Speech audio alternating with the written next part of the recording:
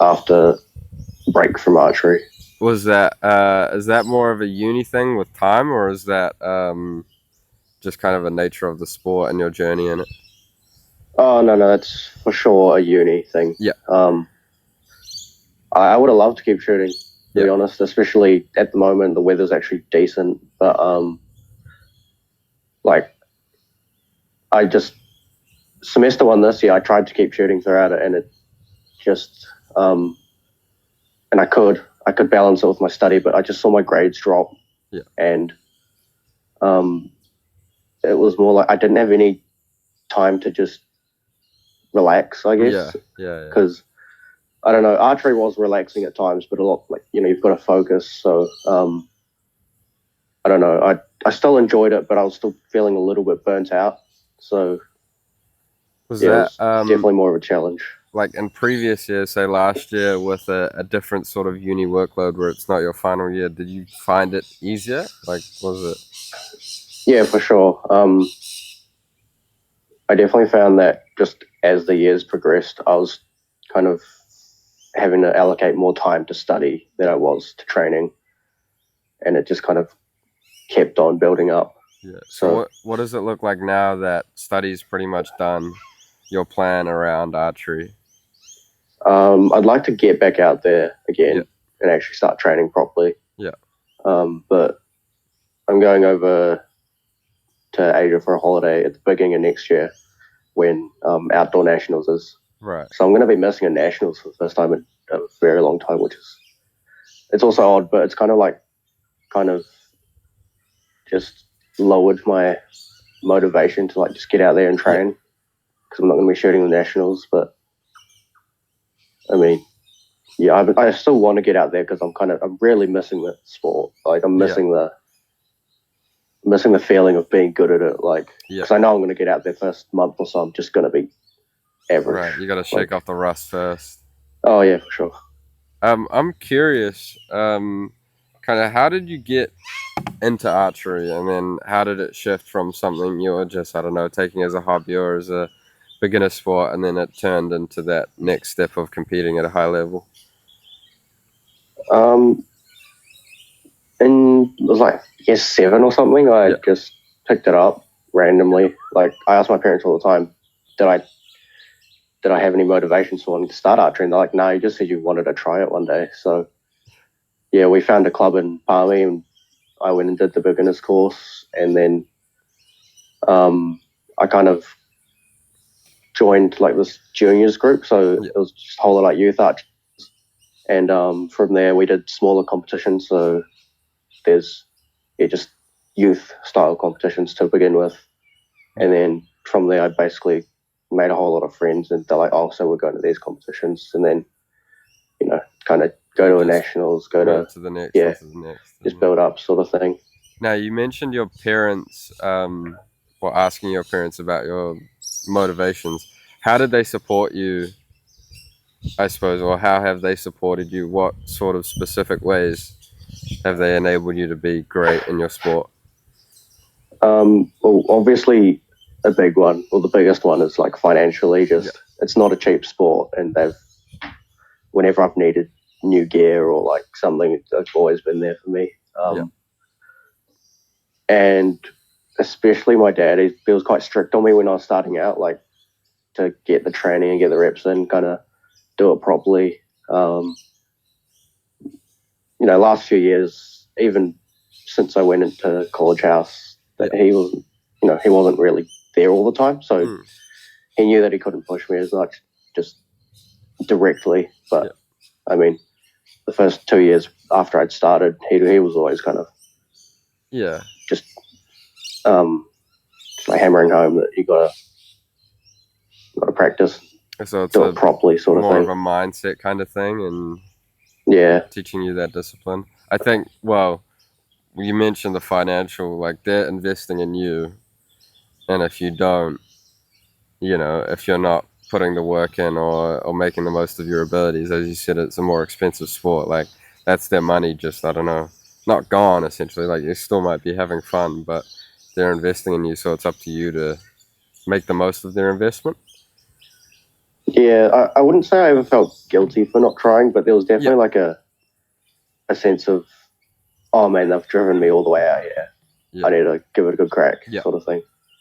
Now moving on, archery is obviously such a mental sport. You know, like it's unique in the way that it's just, you know, the target and you and the target and getting that to work. What sort of techniques have you found to keep you mentally locked in? Um, I find I shoot best when I'm like kind of, I just kind of shoot without realizing almost. Yeah. So I don't know. I find the whole getting into the zone term very vague and Yeah. like hard to. It's just me personally. Um, but yeah, so like say at a competition, we shoot in ends or groups of 6 arrows. So we Yeah. call that an end.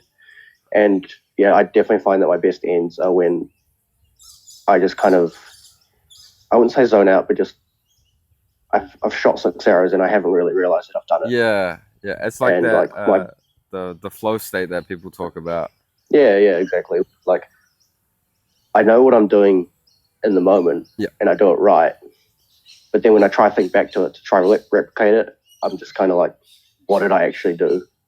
Yeah. And that's been probably one of my challenges over the last couple of years, trying to replicate the good shots and like analyze. But do you think it's I don't really know. like if you break it to a leading up to the day before the day, like what are the things that you do in order to shoot well? A lot of it has to do with confidence. Yeah. I'd say like if I've had a good week leading up to it in training, I'll be like, all right, I'm feeling good for this. Yeah. Like, but if I've had even if I've had a bad week, it does sometimes make it easier because I can kind of go into it with lower expectations, and sometimes that does work out in my favor. Yeah. But confidence is definitely better than just low expectations. Yeah, I mean it's such a unique sport. What have you kind of found, like from doing archery and that improving your mental skills when you, I don't know, go to other sports or other walks of life? How has it improved your mentality? I'd say it's a lot about being like constantly improving, I guess. Yeah. Like, because I used to always compare myself to everyone else when I was at competitions. I'd look at everyone else's targets and like count their score and stuff, and it was horrible. I'd just shoot worse. Yeah. And then I started just focusing on me, and I found that I was like, less upset during the day if I had a bad day. I'd just generally do better. Yeah.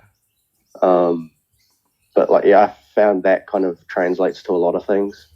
Mm-hmm. Like, say, even in uni, if I'm doing an assignment, I'll be like, I got this grade last time, so I'm expecting this sort of grade this time, and kind of it lets me gauge how much effort I should be putting into each course. Is it almost like I feel like you're describing just being in the present when it comes to archery, especially, like there's nothing else to worry about. Like obviously there's people lined up to you either side of you, but just focusing on you and that, stretch of land that you occupy and the bow itself. And it's especially like kind of not worrying about a bad shot because they're going to happen. And once they're gone, you can't really do anything. Like, you've let it go. Yeah. It's just going to land where it's going to land. Yeah, that's like it's like basketball. Like the people say there's a shooter's amnesia. Like the good shooters, they're like that. Like they've shot a shot, it didn't go in, they forget about it like that. Do you mentally have a technique to do that, or has it just kind of been ripping that out and like shooting a bad shot and then quickly getting into your next shot? For me, it's if I have a bad shot and I know why it's happened. So like I'll feel when I shot it, I'll be like, oh, before it lands, I'll generally be able to tell where it's going to land because that felt like I put it that way. Yeah. So yeah, if I can think that and then it goes where I think it's going to go, then I've got nothing really to be upset about because I know why it happened. But yeah, the ones that I do sometimes get stuck on are when they don't go, like when I can't work out why they went bad. Yeah. I guess, like, I understand. Yeah. but I mean, yeah, I try not to linger on those too much either, because kind of move on to the next shot sort of thing. Yeah, for sure. Yeah, I think that's interesting, and it's having that kinesthetic awareness is really important for a sport that's so based on that singular goal and singular target. Now you've competed at the international at that Trans Tasman event, and then nationally within New Zealand. When you see the other athletes and the people that are at a higher level than you, they're older than you, and they've been doing it for longer, what do you try and get from them? Well, I have a lot of conversations with them about like form and training, I guess. Yeah.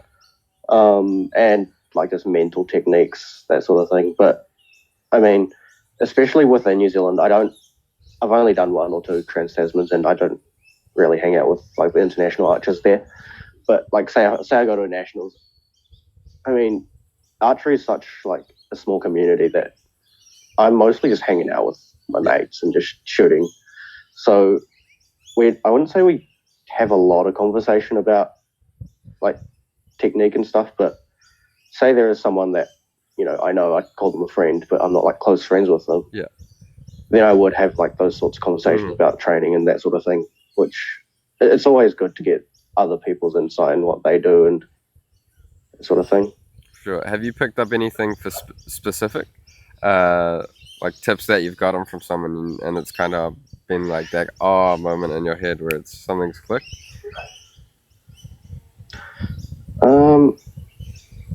Honestly, I don't know. It's not to say I've never taken anyone's advice, because I for sure have.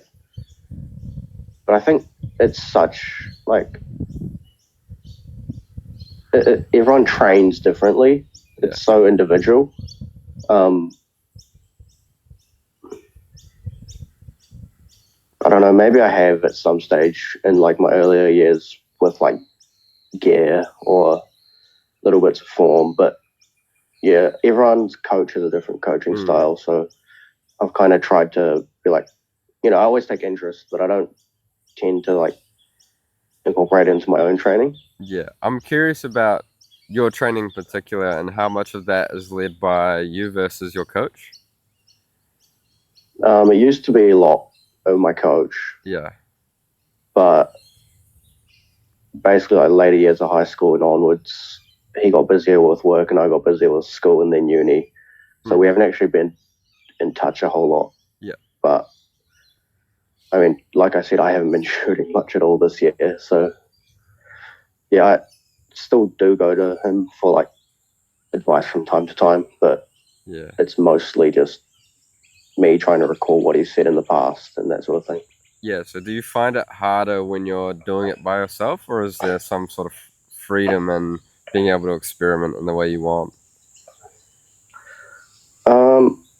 I think what would be ideal is if I could just kind of be told what's wrong with my form and how to fix it. But it is good for me to analyze my form myself and kind of work out the solution on my own, because, same as anything, it's just better to chip at it chip at it and learn from it rather than just be told. Yeah. Yeah, I see benefits in both. I was watching a video the other day about I think it was called the paradox of decision, or the something like that. I might be butchering it, but we think that we want decision, where if you only have one option, you're probably going to execute that option better, instead of if you got two options and you're kind of in between, you might be hesitant. And so I think that could apply in some ways to, when you're making decisions on your shot and whatnot and your form. Do you think that applies in any way? Have you noticed? I don't really know, because there's not really like, you're always trying to minimize the differences in your form. Yeah. So So you're always trying to execute the same thing. The only difference is kind of, say, if there's more wind, less wind, like rain. So, but that's always kind of, you try to still replicate the same shot. Yeah.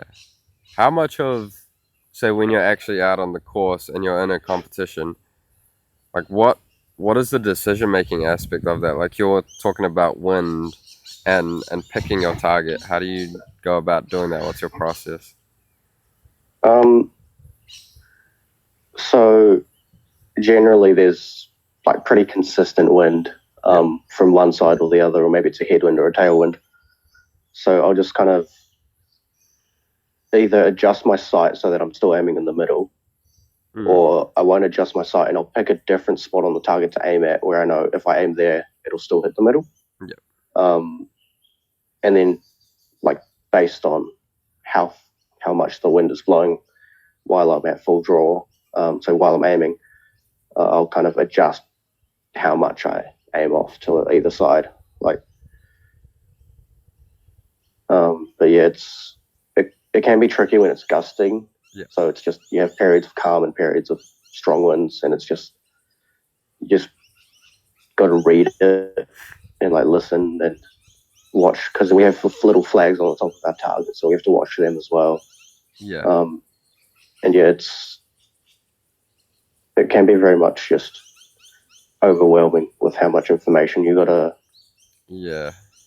process. But yeah, it seems like that just comes with practice. Yeah, there's a decision, but then there's also feel and like when you're in the shot, having to aim it where you want to. I notice, well, obviously to be good at a sport, I think you have to enjoy it. You have to take some enjoyment out of it. What appeals to you about archery? I like that I can just work on it, I guess. Like, it's very repetitive, and I like to do repetitive kind of tasks. Yeah. That you can see pretty, not instant, but like the feedback is there. So I think I like that I know whether I'm doing the right thing or the wrong thing. Yeah. And there's always the next shot where I can kind of improve on it or replicate it depending on whether it was a good shot or a bad shot. Yeah, so is it, like with a team sport, sometimes measuring success is kind of hard because, there's no tangible metrics. But in archery, if it went in the center, it's in, whatever ring it went into. So is that something you find enjoying, like that matter of factness about you can tell exactly how well you've done? Yeah, that's always good. Knowing that your shot's gone where you pointed it. So a lot of the time, say it's a windy day, even if they're not all in the middle, if they're all like in a group off to one side, then I know that I've done the same thing each time. So I know that I'm consistent, so I can be satisfied with that. I just know that the next time I have to aim a little bit off to one side to kind of counteract that. Okay, yeah, I like that. In terms of like when I'm coaching players, especially younger ones, I teach them to think of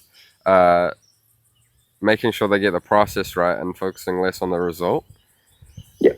Is that something you resonate with when you're in comp and not getting too focused about where the arrow's going, but more about doing what you need to do to shoot it well? Yeah, for sure. So on the range, a lot of archers will have a spotting scope so we can see where our arrows are going. Yeah. And like they're good at the beginning of the day when you need to get your sight zeroed in, like you need to kind of get your sight mark dialed. But after that, if you keep looking, then you're just going to end up chasing arrows in like kind of a circle. Like you just keep adjusting your sight where you shouldn't be. So yeah, I definitely do find that if I just don't look at the target and I just do the right thing, then my groups do get smaller. Like they get more consistent. Yeah. But I've also used the spotting scope for that. Like I've been using it for probably about 5 or 6 years. So it's kind of in my kind of shot process, my rhythm, to look through the scope after each shot. Yeah. Which is also kind of a bad habit, but. Well, I mean, you recognize it, so like whether you want to change it in the future or not. But you know that it's not necessarily good for you, I suppose. Yeah, I should only really be looking when I don't know where it's going to go. Yeah. So Okay. Yeah. that I have that feedback of a shot felt like this is where it went.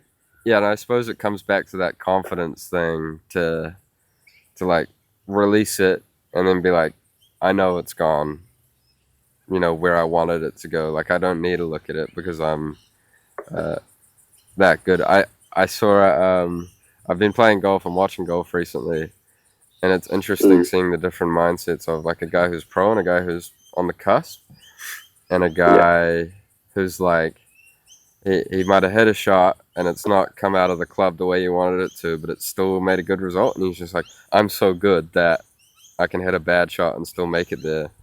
yeah, Whereas, you know, someone else is so worried about how bad they did. And I suppose that kind of comes back to confidence and your confidence. On your better days when you've been feeling confident, what's that kind of sensation like? Is it euphoric? Where you just feel like you can't miss? yeah. I wouldn't say I've really been at that level for very long. I was at it for about 2 months in my first year of uni when I was training hard. My workload was low, and it was weird because I had this like kind of sudden improvement in my Yeah. archery, and I wouldn't say I was confident in my shooting, but Yeah. I knew that they were going to go where I pointed them. So Hmm. I was kind of at the point where I wasn't super confident in myself, but I knew that if I did well, I was going to do really well.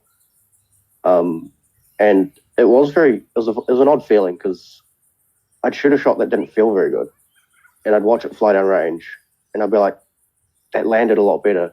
Yeah. And I wouldn't be able to tell why. Hmm. But yeah, and then after that, I kind of kept that up for a little bit, but I never really got to a stage where I'd just kind of be super confident. Yeah. It seems to me that built into the sport, there's a potential for overthinking. Oh, for sure. Everyone that I've spoken to, me and myself included, is just like, yeah, like just overthinking each shot and each, Yeah. like even each day. Like you just Yeah. kind of finish up a training day, like I gained nothing from that because I was just too busy thinking. How do you manage that and try to pull that side of your brain back? Kind of goes back to that whole thing with spotting scope. So just stop looking through it, or like just take it off the line completely. Hmm. Um, other ways of doing it are like you can. Well, another thing I've done is rather than have a target face that would shoot at a competition up, I just put like a bit of paper to aim at. Yeah. So like it's a smaller piece of paper. It's just something to aim at. It doesn't matter where I hit, as long as I'm kind of.